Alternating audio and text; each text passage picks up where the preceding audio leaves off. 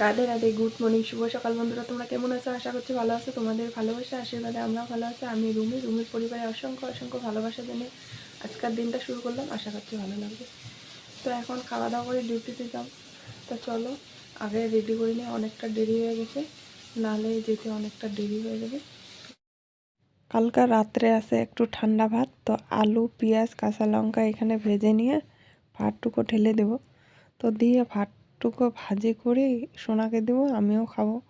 যেহেতু সকালবেলা চা খাওয়া হয়েছে, আর কিছু খাওয়া হয়নি, তো ভাতটুকু খেয়ে আমি রেডি হয়ে যাব, নাহলে তো দেরি হয়ে যাবে। তো মোটামুটি অনেকটা দেরিও হয়ে গেছে। যাই হোক, আমি রেডিও হয়ে নিলাম, তারপরে খাওয়া দাওয়া করবো। সোনা খাওয়া দাওয়া করে পড়াশুনো করবে। আর সোনা বলছে একটু আচার খাই, সকাল সকাল আচার খেলে আবার গ্যাস হবে। তা সোনা আর শুনলো না, তো ওর আচার দিয়ে খালো, আর আমি খেলাম না, যেহেতু আমার এমনি গ্যাসের সমস্যা রয়েছে। তারপরে যদি এমনি ভাজা ভাত, তারপরে যদি আবার আচার খাওয়া যায়, আবার গ্যাসটা বেশি হতে পারে। আমি সকালবেলা ওষুধও খাইয়ে নিছি। যাই হোক বন্ধুরা, দুপুরবেলা চলে আসলাম। ঘরে আসার পরে এরকম অবস্থা হয়ে গেছে, মাথার ঘুরানি, এইরকম প্রেশারটা লো হয়ে গেছে। তারপরে সোনাকে বলছিলাম যে আমি ভাত খাবো না, তুমি যে সকালবেলা যে আমি ভাতটুকু ভাজি করছিলাম তা অনেকটা রয়ে গেছে, সোনার হয়ে যাবে। তা সোনার সেটা ভাতে আবার গরম করে খাচ্ছিল। তো আমি বললাম তুমি খাও, আমি আর খাবো না। তা সোনা বারবার জোর জবরদস্তি করছে যে মা একটু খাও, যেহেতু দুপুরবেলা না খেলে আবার বেশি করে মাথা ঘুরাবে, শরীর দুর্বল হয়ে যাবে। তো তার জন্য জোর জবরদস্তি করে খাইয়ে দিচ্ছে। দেখো, যেন মনে হয় ও আমার মা। তার জন্য মানে যেরকম করে কি করছে, যে আজকে না আমার সত্যি সত্যি বলছি, মার কথা অনেক মনে পড়ছে। কিছু একটা অসুখ হলেই মা মানে সব সময় জোর জবরদস্তি করতো।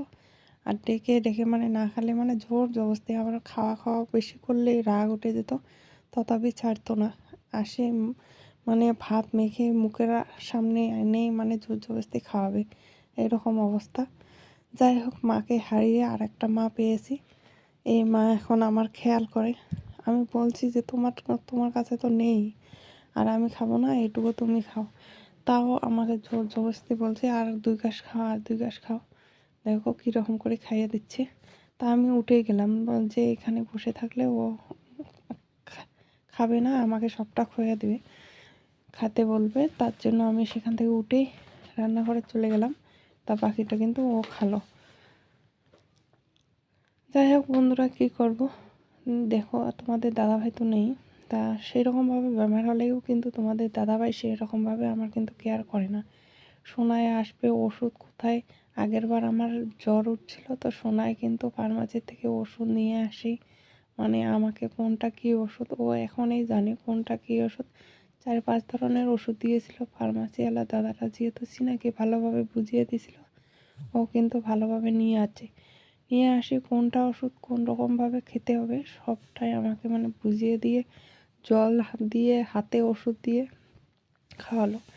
তাই এখন দেখো, আমি কিন্তু দুপুরবেলা খাওয়া দাওয়া করি নাই। তার জন্য সোনা বলছে যে মা লাল চা করবো আর এখানে পকোড়া করি।